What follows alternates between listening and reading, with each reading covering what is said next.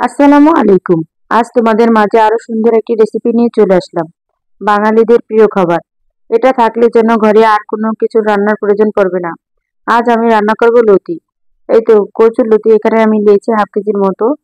তো লতিটাকে প্রথমে আমি কেটে চুলে সুন্দর করে পরিষ্কার করে নিয়েছি। আর এখানে নিয়ে নিয়েছি কিছুটা চিংড়ি মাছ। চিংড়ি মাছ দিয়ে আজ আমি লতিটা রান্না করব।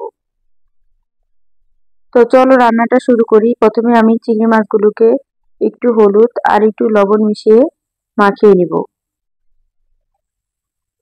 সুন্দর করে হাতের সাহায্যে এটাকে একটু মেখে নিচ্ছি। তারপর চলে আসলাম চুলায়, একটা প্যান বসিয়ে দিয়েছি। এখানে পরিমাণ মতো কিছুটা তেল দিয়ে নিলাম। এরপর আমি চিংড়ি মাছগুলোকে সুন্দর করে একটু ভেজে নিব। ভিডিওর এই পর্যন্ত যারা চলে এসেছো প্লিজ ভিডিওতে একটি লাইক দিয়ে ভিডিওটি কন্টিনিউ করবে আর কমেন্ট করে তোমার সুন্দর মতামত জানাবে। প্রথমে আমি চিংড়ি মাছগুলোকে ভেজে নিয়েছি, মাছটা ভাজা হয়ে গেল, তারপর তুলে নিলাম। এরপর ওই কড়াইয়ে আরেকটু তেল দিয়ে তারপর এখানে আমি কিছুটা পেঁয়াজ কুচি দিয়ে দিলাম একটু লবণ। এতে করে পেঁয়াজটা সুন্দর নরম হয়ে যাবে। তো কড়া করে ভাজবো না, অল্প করেই ভেজে নিচ্ছি। পেঁয়াজটা ভাজা হয়ে গেল লবণ দিয়ে, তারপর কিছুটা পানি দিয়ে দিলাম। এ পর্যায়ে দিয়ে দিলাম একটু আদা রসুন বাটা। তারপর একে একে শুকনো মশলাগুলো দিয়ে দিচ্ছি। এখানে 1 চামচ হলুদের গুঁড়া, 1 চামচ মরিচের গুঁড়া, 1 চামচ জিরা গুঁড়া। এগুলো দিয়ে সুন্দর করে মশলাটাকে আমি কষিয়ে নিব। একটু কষিয়ে নেওয়ার পর এখানে দিয়ে দিলাম কিছুটা রসুন কুচি। লতিতে একটু রসুনটা বেশি দিলে ভালো হয়, এতে গলা ধরবে না।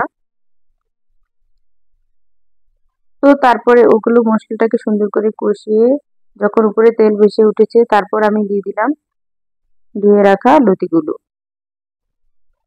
লতিটাকে দিয়ে একটু আমি সুন্দর করে মশলার সাথে একটু মিশিয়ে নিচ্ছি। এরপর ঢাকা দিয়ে আমি কিছুক্ষণ রান্না করে নিব। এই তো লতিটাকে আমি একটু ভাজা ভাজা করে নিচ্ছি। দেখো ঢাকনাটা তুলে আবার কিছুক্ষণ নেড়ে দিচ্ছি। এরপর যে দিয়ে দিব সামান্য একটু পানি, অল্প পানি দিব। লতিটাকে আমি কোনো ঝোল রাখবো না, তো সিদ্ধ হওয়ার জন্য যতটুকু পানি প্রয়োজন ততটুকু পানি দিয়ে দিলাম। এরপর ঢাকনা দিয়ে আমি আরো কিছুক্ষণ রান্না করে নিব। ফিরে আসলাম 5 মিনিট পর। দেখো লতিটা আমার প্রায় সিদ্ধ হয়ে এসেছে। এরপর যে লতিটা সিদ্ধ হয়েছে, গলে যায়নি, খুব সুন্দর হয়েছে। তো তোমরা যদি এই রান্নাটা ফলো করো তাহলে তোমাদেরও এরকম অসাধারণ রান্না হবে, খেতে তো খুব মজা লাগে। তারপর আমি দিয়ে দিলাম ভেজে রাখা চিংড়ি মাছগুলো।